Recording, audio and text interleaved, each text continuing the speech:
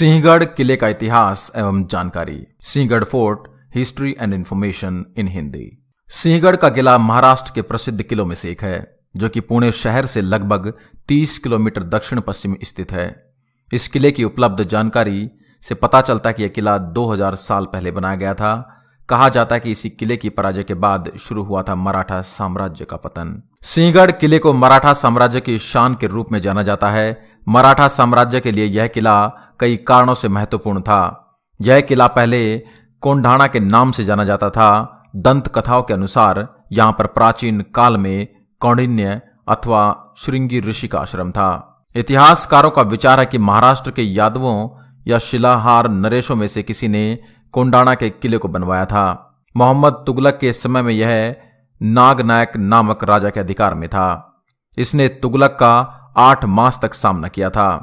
इसके पश्चात अहमदनगर के संस्थापक मलिक अहमद का यहां पर कब्जा रहा और तत्पश्चात बीजापुर के सुल्तान का भी। शिवाजी के पिता मराठा नेता शाहजी भोंसले, जो इब्राहिम आदिल शाह एक के सेनापति थे, उन्हें पुणे क्षेत्र का नियंत्रण सौंपा गया था। लेकिन छत्रपति शिवाजी महाराज को आदिल शाह के सामने झुकना मंजूर नहीं था, इसलिए उन्होंने स्वराज्य की स्थापना करने का निर्णय लिया और आदिल शाह के सरदार सिद्दी अंबर को अपने अधीन कर कोंढाणा किले को अपने स्वराज्य में शामिल कर लिया। लेकिन 1649 में शाहजी महाराज को आदिल शाह के कैद से छुड़ाने के लिए उन्हें इस किले को आदिल शाह को सौंपना पड़ा। इस किले ने 1662, 1663 और 1665 में मुगलों के हमलों को देखा। पुरंदर के माध्यम से 1665 में किला मुगल सेना प्रमुख मिर्जा राजे जयसिंह के हाथों में चला गया। शिवाजी के सरदार तानाजी मालुसरे और उनके सैनिकों ने लड़ाई कर किले पर फिर से कब्जा कर लिया। इस लड़ाई में तानाजी वीरगति को प्राप्त हुए। तानाजी को श्रद्धांजलि देने के लिए शिवाजी महाराज ने इस किले का नाम सिंहगढ़ रखा। संभाजी महाराज की मृत्यु के बाद मुगलों ने किले पर पुनः नियंत्रण प्राप्त कर लिया। सरदार बलकवड़े की अध्यक्षता में मराठों ने 1693 में इसे पुनः कब्जा कर लिया। छत्रपति राजाराम ने सतारा पर एक मोगल छापे के दौरान इस किले में शरण ली, लेकिन 3 मार्च 1700 ईस्वी पूर्व पर सिंहगढ़ किले में उसका निधन हो गया। 1703 में औरंगजेब ने किले को जीत लिया, लेकिन 1706 में यह किला एक बार फिर मराठा के हाथों में चला गया। संगोला, विसाजी चापर और पंताजी शिवदेव ने इस युद्ध में एक महत्वपूर्ण भूमिका निभाई। 2 मार्च 1818 में पेशवाओं को हराकर अंग्रेजों ने पुनः सिंहगढ़ किले पर कब्जा जमाया था।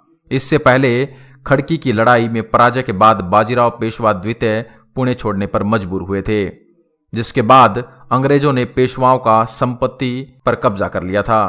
किले पर कब्जे के बाद अंग्रेजों ने ताबड़तोड़ किला खाली करवाया और यहीं से शुरू हुआ मराठा साम्राज्य का पतन। किले में देखने लायक जगह: तिलक बंगला।